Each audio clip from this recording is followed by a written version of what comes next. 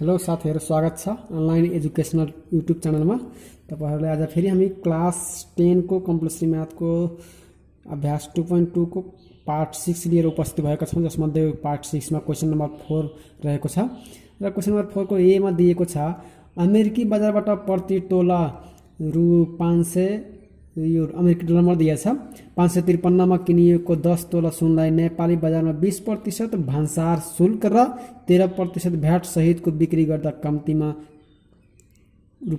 कति रुपैयाँ बिक्री गर्नु पर्ला भनेर भनेको छ। सो हामीले यसलाई सल्भ गरेर हेर्छौं कम्तीमा कति रुपैयाँमा बिक्री गर्नु पर्ला भनेर हामीले सोधेको छ। सो हामीले यसलाई सल्भ गर्छौं। खरिद दरको आधारमा, अब खरिद दरको आधारमा हामीलाई थाहा छ 1 अमेरिकी डलर बराबर 109.94 नेपाली रुपैयाँ हुन्छ भनेर हामीलाई थाहा छ। हामीले टेबल अनुसार यसको भन्दा पहिलाको पाठमा पनि हामीले त्यो टेबललाई राखिदिएका छौं, त्यहाँबाट पनि गएर तपाईले हेर्न सक्नुहुन्छ। अनि त्यसैगरी हामीलाई कति दिएको छ डलर 553 डलर दिएको छ। अब यो बराबर हामीले कति नेपाली निकाल्न सकिन्छ 109.94 अनि नेपाली रु इन्टु यो 553 गर्दिने।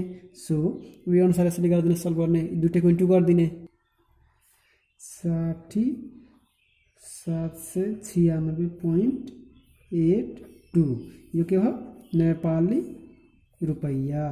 यति बराबर यति नेपाली रुपैयाँ हुन्छ। अब त्यसैगरी 1 तोला बराबर नेपाली रुपैयाँ इक्वल टु 60,796.82 भनेर यति हुन्छ।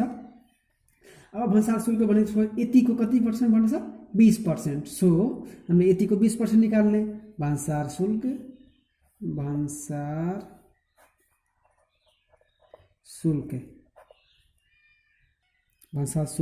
बराबर नेपाली रु 60,796.82 को कति पर्सेन्ट हो 20%। हामीले 20% भन्सार शुल्क भनेको छ। सो यसको हामीले 20% निकाल्ने 60,796.82 को हट्यो भने इन्टु 20 को 20 अनि प्रतिशतको चिन्ह हट्यो भने यसरी हामीले डिभाइड गर्छौं हैन। सो यो दुईटैको इन्टु गर्दिने र यसलाई यसरी डिभाइड गर्दिने। यो दुईटैको इन्टु गर्दा कति हुन्छ 12,15,936.4 अपन 100 बराबर नेपाली रु 12,159.36। यो के हो भन्सार शुल्क हामीले यति निकाल्यौं। अब यसैगरी हामीले भ्याट निकाल्ने, भ्याट रकम। सो भ्याट रकम बराबर रु यतिको हामीले भ्याट रकम निकाल्ने नेपाली रु 60,796.82 को भ्याट प्रतिशत कति हो भ्याट प्रतिशत लेखिदिने। अब नेपाली रु 60,796.82 को भ्याट प्रतिशत कति हो 13% लेखिदिने। सो नेपाली रु 60,796.82 को हट्यो भने इन्टु 13 को 13 प्रतिशतको चिन्ह हट्यो भने 100 ले डिभाइड हुन्छ। सो अब यो दुईटाको गुणन गर्दिने 13 ले अनि 100 ले डिभाइड गर्दिने। अब यो 60,796.82 लाई हामीले यो 13 ले गुणन गरेर 100 ले भाग गर्दा कति हुन्छ नेपाली रु 7903.58। अब यति भयो। अब यति भइसकेपछि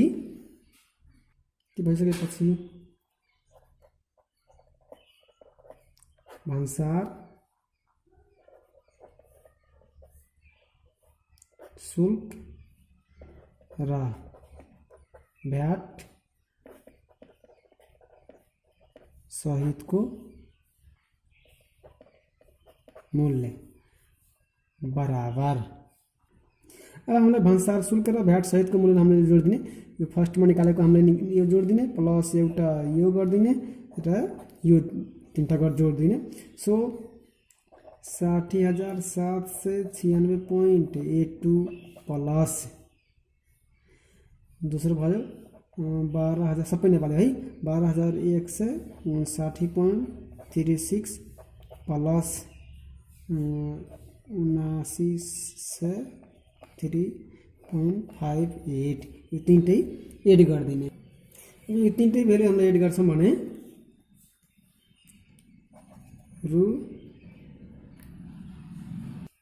यो तीनटै भ्यालु हामीले एड गर्छौँ भने 8597 यसरी हामीले यति हुन्छ भनेर हामीले यसले सल्भ गर्न सकिन्छ।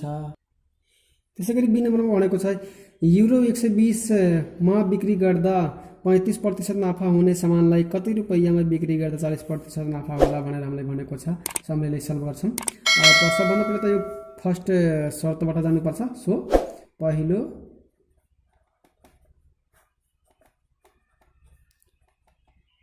शर्तबाट एसपी हामीले सेलिङ प्राइस भनेर बुझ्नुपर्छ। एसपी इक्वल टु युरो 120 यो हामीलाई दिएको छ हैन। अब त्यसैगरी नाफालाई हामीले प्रफिट पनि भन्न सकिन्छ। यस कति छ 35% यहाँ हामीलाई दिएको छ। यो दुईटा दिएको छ हामीलाई। अब यो प्रफिट प्रतिशत भनेको हामीलाई 35% यो दिएछ। सो अब सीपी हामीले निकाल्ने कास्ट प्राइस यसले क्रय मूल्य पनि भन्न सकिन्छ हैन। कास्ट प्राइस इक्वल टु हामीलाई वाट भन्ने उसले भने समय दिएको छैन सूत्र लगाएर हामीले त्यसलाई निकाल्नु पर्छ सूत्र अनुसार।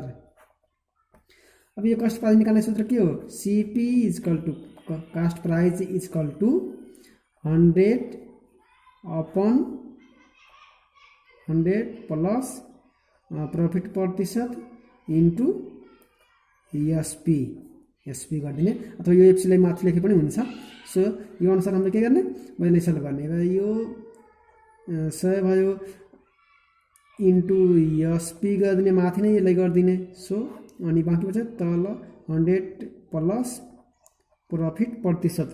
अब यसमा भ्यालुहरू पुट गर्ने। अब यो 100 को 100 पहिलेदेखि छ इन्टु एसपी भनेको हामीलाई कति दिएछ 120। सो 120 राख्ने। अब 120 राखिसकेपछि फेरि तलपट्टि के बच्यो 100 plus SP percent sorry P percent हामीलाई कति दिएछ 35 दिएछ। अब यसलाई यो इन्टु गरिदिने। यहाँ इन्टु गर्दा 12,000 हुन्छ डिभाइड बाई अब यसको र यसको जोड दिने 135। अब यो 12,000 लाई 135 ले भाग गर्ने। सो यसलाई भाग गर्दा 88.88 भनेर आउँछ। यसले भाग गर्दा यति युरो आउँछ। सो अब दोस्रो शर्तबाट जाने। दोस्रो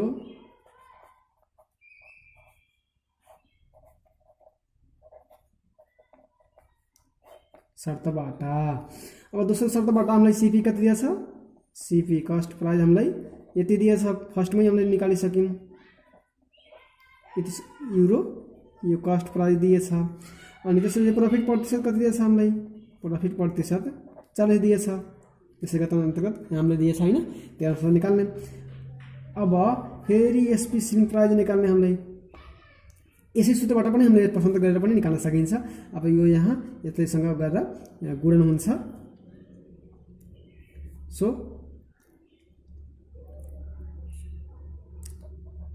100 प्लस प्रफिट प्रतिशत upon 100 into CP cost price. अब यहाँ यो सूत्रलाई हामीले है यो सूत्रलाई हामीले यता भागमा छ, यो दुईटै यता के हुन्छ, योसँग गुणन हुन्छ। सो यहाँ गुणन भएको छ र यो यता माथि छ, यता बराबरको यतापट्टि गयो भने तल हुन्छ। सो तल छ र यहाँ एसपी बराबर हामीले यही राख्ने हो र यहाँ यो गुणन गरेको छ। त्यसरी गरेर यो सूत्र पनि बनेको छ। अब यो सूत्रमा यो भ्यालुहरू राखिदिने, यो माथि दिएको भ्यालु माथि हामीलाई थाहा पाएको भ्यालुहरूले यसमा राखिदिने। सो SP equal to 100 plus profit प्रतिशत कति था 40। सो 40 भयो। अब यसलाई हामीले 100 लेख्ने इन्टु सीपी। सीपी हामीलाई यहाँ कति दिएको छ, यहाँ सीपी बराबर हामीले निकालिसकेका छौँ। सीपी बराबर 88.8888 भनेर लेखेँ। सो 88.888 भनेर हामीले दिएको छ। सो अब एसपी इक्वल टू 140 इन्टु यो माथि इन्टु हुन्छ 88.8888 डिभाइड बाई 100। अब यसलाई गुणन गर्दा कति भयो, 12,444.444 आउँछ। अब यसरी हामीले यसरी डिभाइड गर्ने 100 हो। एसपी इक्वल टू अब यसरी डिभाइड गर्दा यहाँ दुईटा शून्य हुन्छ 124.444 भनेर आउँछ। अब यो के हो, 124 1 युरो बराबर यो 124 युरो आयो है, 124 युरो आयो। सो 1 युरो बराबर 1 युरो बराबर 122.4 हुन्छ। अब यो खरिद दरको आधारमा हो है, यो खरिद दरको आधारमा यति भयो 122.4 भनेर भनेको छ। अब त्यसै गरी हामीलाई यहाँ यति युरो दिएछ। अब यति युरो भइसकेपछि हामीले त्यही अनुसारको उसले निकाल्ने। अब 124.444 युरो बराबर नेपाली रुपैयाँ निकाल्ने, नेपाली रुपैयाँ।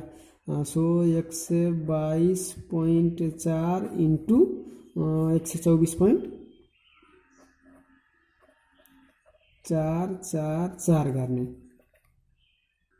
सो हामीले गुणन गर्दाखेरि कति आछ, नेपाली रु 15 231.999 आछ। सो हामीले शून्यान्त गर्छौँ भने यहाँ 32 हुन्छ।